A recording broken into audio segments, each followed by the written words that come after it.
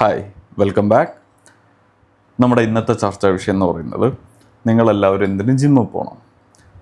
പലരും എന്നോട് ചോദിക്കാറുണ്ട്, ഇപ്പം എനിക്ക് വെയിറ്റ് കുറയ്ക്കാനാണെങ്കിൽ എനിക്ക് വീട്ടിൽ നിന്ന് തന്നെ വർക്കൗട്ട് ചെയ്താൽ പോരെ, രാവിലെ എഴുന്നേറ്റ് നടക്കുക, ഡയറ്റ് ഒന്ന് കൺട്രോൾ ചെയ്യുക, അത്തരത്തിലുള്ള കാര്യങ്ങളെല്ലാം ചെയ്തു കഴിഞ്ഞാലും എൻ്റെ വെയിറ്റ് കുറയുന്നുണ്ടല്ലോ.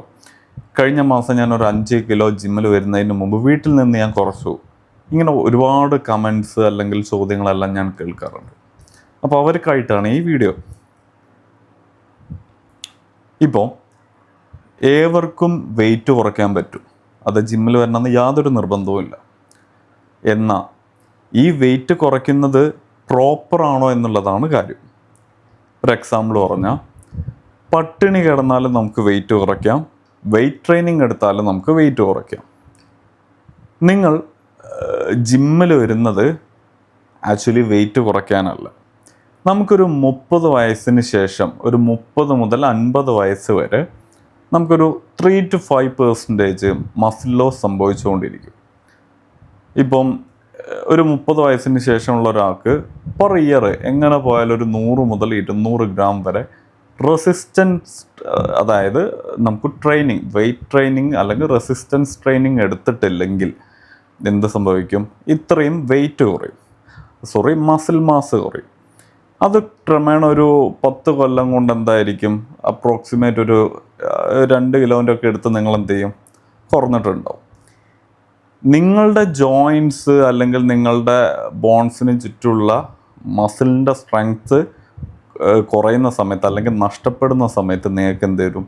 ഈ മുട്ടുവേദന, അല്ലെങ്കിൽ എഴുന്നേറ്റ് നടക്കാൻ ഒരുപാട് ബുദ്ധിമുട്ട്, ഈ ഒരുപാട് സ്റ്റെപ്പ് കയറാൻ പറ്റാത്ത അവസ്ഥ, ഇത്തരത്തിലുള്ള അവസ്ഥകളെല്ലാം വരും. ഇതെല്ലാം പ്രിവെൻറ്റ് ചെയ്യാനാണ് നമ്മൾ ആക്ച്വലി എന്ത് ചെയ്യുന്നത്?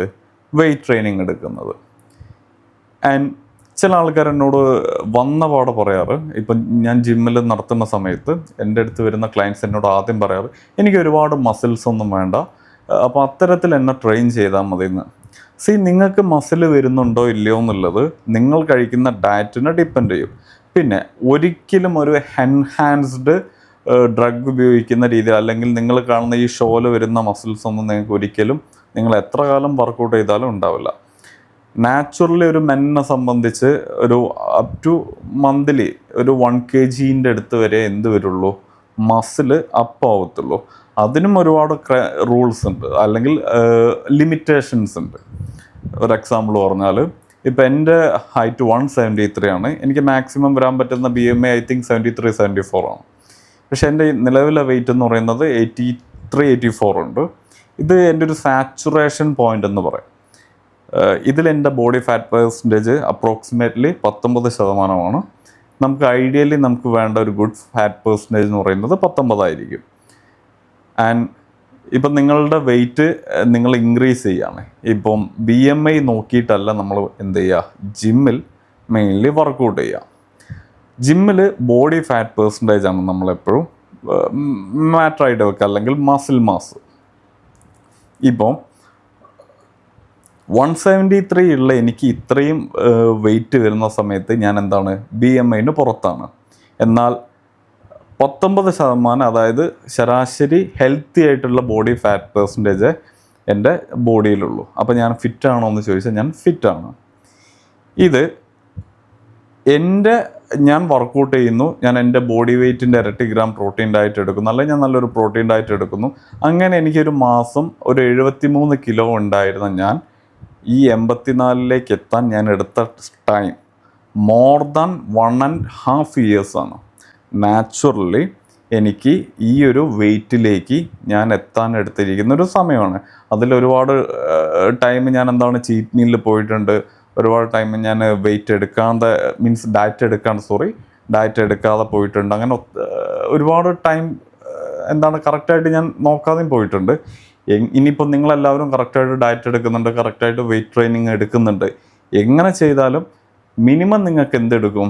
ഒരു 1-1.25 കൊല്ലം നിങ്ങൾക്ക് ഈ ഒരു വെയിറ്റിൽ നിന്ന്, അതായത് 173 ഹൈറ്റുള്ള ഒരാൾക്ക് 83ലേക്ക് എത്തണമെങ്കിൽ എന്തായിരിക്കും? ഇത്രയും ടൈം പീരീഡ് എടുക്കും.